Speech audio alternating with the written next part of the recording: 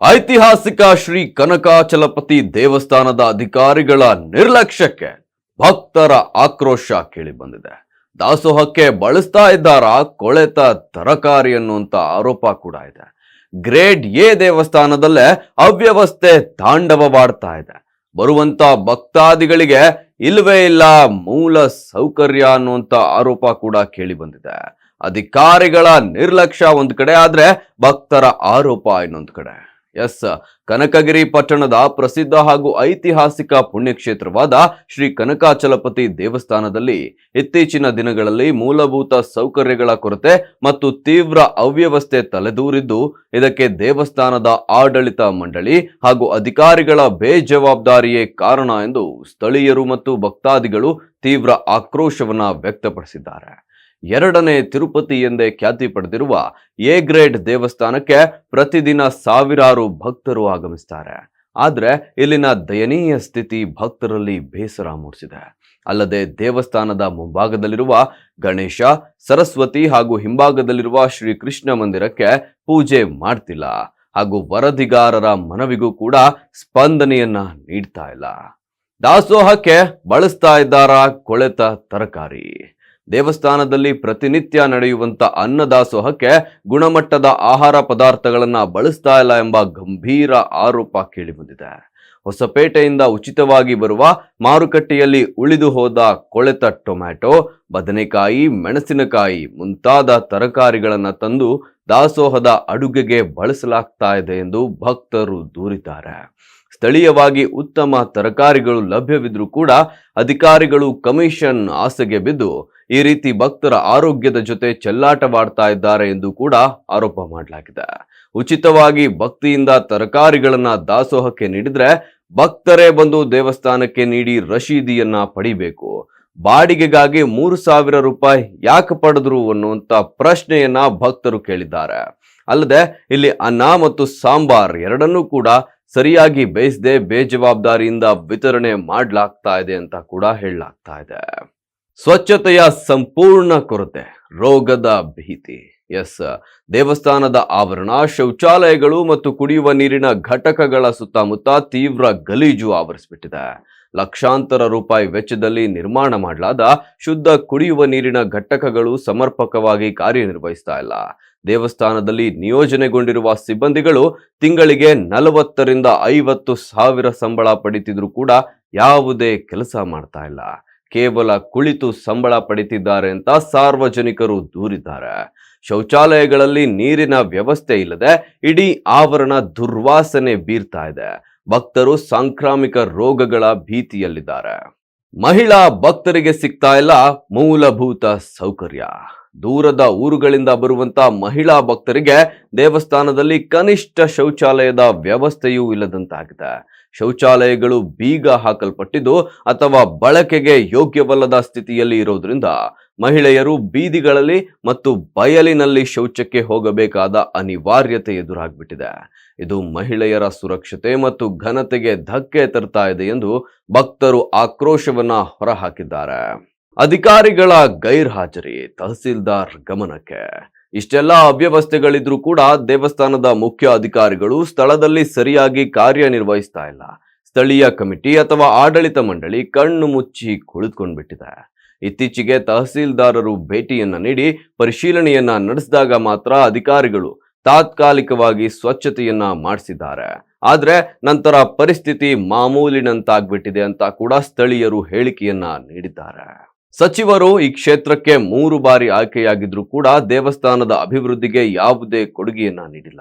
ಅಧಿಕಾರಿಗಳ ಹಾಗೂ ವ್ಯವಸ್ಥಾಪಕರ ಈ ಬೇಜವಾಬ್ದಾರಿತನ ಹೀಗೆಯೇ ಮುಂದುವರೆದ್ಬಿಟ್ರೆ ಮುಂದಿನ ದಿನಗಳಲ್ಲಿ ಭಕ್ತರೆಲ್ಲರೂ ಒಗ್ಗೂಡಿ ಉಗ್ರ ಸ್ವರೂಪದ ಹೋರಾಟವನ್ನ ಹಮ್ಮಿಕೊಳ್ಳಬೇಕಾಗುತ್ತೆ ಅಂತ ಸ್ಥಳೀಯ ಭಕ್ತರಾದಂತ ಹನುಮಂತ ರೆಡ್ಡಿ ಹಾಗೂ ಇತರರು ಸರ್ಕಾರಕ್ಕೆ ಎಚ್ಚರಿಕೆಯನ್ನ ನೀಡಿದ್ದಾರೆ. ಸಂಬಂಧಪಟ್ಟ ಮುಜರಾಯಿ ಇಲಾಖೆ ಹಾಗೂ ಜಿಲ್ಲಾಡಳಿತ ತಕ್ಷಣವೇ ಮಧ್ಯಪ್ರವೇಶ ಮಾಡಿ ನಿರ್ಲಕ್ಷ್ಯ ವಹಿಸಿರುವ ಅಧಿಕಾರಿಗಳನ್ನ ಅಮಾನತುಗೊಳಿಸಬೇಕು. ದೇವಸ್ಥಾನದ ಪಾವಿತ್ರತೆ ಹಾಗೂ ಭಕ್ತರ ಹಿತವನ್ನ ಕಾಪಾಡಬೇಕಿದೆ.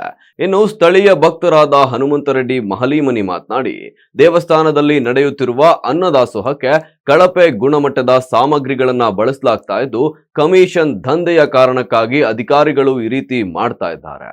ತರಕಾರಿಗಳೆಲ್ಲವೂ ಕೊಳೆತು ಹೋಗಿದ್ದು, ಇಂತಹ ಆಹಾರವನ್ನ ಭಕ್ತರಿಗೆ ಉಣಬಡಿಸುವ ಮೂಲಕ ಅವರ ಆರೋಗ್ಯದ ಜೊತೆ ಚೆಲ್ಲಾಟವನ್ನ ಆಡ್ಲಾಗ್ತಾ ಇದೆ ಎಂದು ಆತಂಕವನ್ನ ವ್ಯಕ್ತಪಡಿಸಿದ್ದಾರೆ. ಅಷ್ಟೇ ಅಲ್ಲದೆ ದೇವಸ್ಥಾನದ ಆವರಣದಲ್ಲಿ ಸ್ವಚ್ಛತೆಯ ಕೊರತೆ ಎದ್ದು ಕಾಣ್ತಾ ಇದೆ. ಮೂಲಭೂತ ಸೌಕರ್ಯಗಳ ಕೊರತೆಯಿಂದಾಗಿ ದೂರದ ಊರುಗಳಿಂದ ಬರುವಂತ ಭಕ್ತರು ತೀವ್ರ ತೊಂದರೆಯನ್ನ ಅನುಭವಿಸುವಂತಾಗಿದೆ. ಈ ತಕ್ಷಣವೇ ಹಿರಿಯ ಅಧಿಕಾರಿಗಳು ಮತ್ತು ಸರ್ಕಾರ ಮಧ್ಯಪ್ರವೇಶಿಸಿ ನಿರ್ಲಕ್ಷ್ಯ ವಹಿಸಿರುವ ಸಂಬಂಧಪಟ್ಟ ದೇವಸ್ಥಾನದ ಕಾರ್ಯನಿರ್ವಾಹಕ ಅಧಿಕಾರಿ ಸಿದ್ದಲಿಂಗಯ್ಯ ಸ್ವಾಮಿ ಹಾಗೂ ಸಿಬ್ಬಂದಿಯನ್ನ ಅಮಾನತುಗೊಳಿಸಬೇಕು ಮತ್ತು ಕಠಿಣ ಕಾನೂನು ಕ್ರಮವನ್ನ ಕೈಗೊಳ್ಳಬೇಕು ಎಂದಿದ್ದಾರೆ. ಇನ್ನು ಈ ವಿಚಾರಕ್ಕೆ ದೇವಸ್ಥಾನದ ಕಾರ್ಯನಿರ್ವಾಹಕ ಅಧಿಕಾರಿ ಸಿದ್ದಲಿಂಗಯ್ಯ ಸ್ವಾಮಿ ಮಾತನಾಡಿ, ಅನ್ನದಾಸೋಹಕ್ಕಾಗಿ ಬಳಸಲಾಗ್ತಾ ಇರುವ ತರಕಾರಿಗಳು ಹೊಸಪೇಟೆಯಿಂದ ಭಕ್ತರೇ ಉಚಿತವಾಗಿ ತಂದುಕೊಟ್ಟಿದ್ದಾರೆ. ಈ ತರಕಾರಿಗಳ ಖರೀದಿಗೆ ದೇವಸ್ಥಾನದ ಮಂಡಳಿಯಿಂದ ಯಾವುದೇ ಹಣ ಅಥವಾ ಕನಿಷ್ಠ ಒಂದು ನಯಾ ಪೈಸೆ ಕೂಡ ಖರ್ಚು ಮಾಡಲಾಗಿಲ್ಲ. ಅಷ್ಟೇ ಅಲ್ಲದೆ ಇದಕ್ಕೆ ಸಂಬಂಧಪಟ್ಟಂತೆ ಯಾವುದೇ ಸಾರಿಗೆ ವೆಚ್ಚವನ್ನು ಕೂಡ ದೇವಸ್ಥಾನ ಭರಿಸಿಲ್ಲ. ತರಕಾರಿಗಳನ್ನ ಹೊತ್ತು ತಂದ ಭಕ್ತರೇ, ನಾವು ಭಕ್ತಿಯಿಂದ ತಂದಿದ್ದೇವೆ, ನಿಮಗೆ ಬೇಕಿದ್ರೆ ದಾಸೋಹಕ್ಕೆ ಬಳಸಿ, ಇಲ್ಲ ಅಂದ್ರೆ ಕಸದ ಬುಟ್ಟಿಗೆ ಹಾಕಿ ಎಂದು ತಿಳಿಸಿದ್ದಾರೆ. ದೇವಸ್ಥಾನದ ನಿತ್ಯದ ಅಗತ್ಯಕ್ಕೆ ತಕ್ಕಂತೆ ಪ್ರತಿ ತಿಂಗಳು ಸ್ಥಳೀಯವಾಗಿಯೇ ತರಕಾರಿಗಳನ್ನ ಖರೀದಿ ಮಾಡಲಾಗ್ತಾ ಇದೆ. ಅದಕ್ಕೆ ಸೂಕ್ತ ದಾಖಲೆಗಳಿವೆ.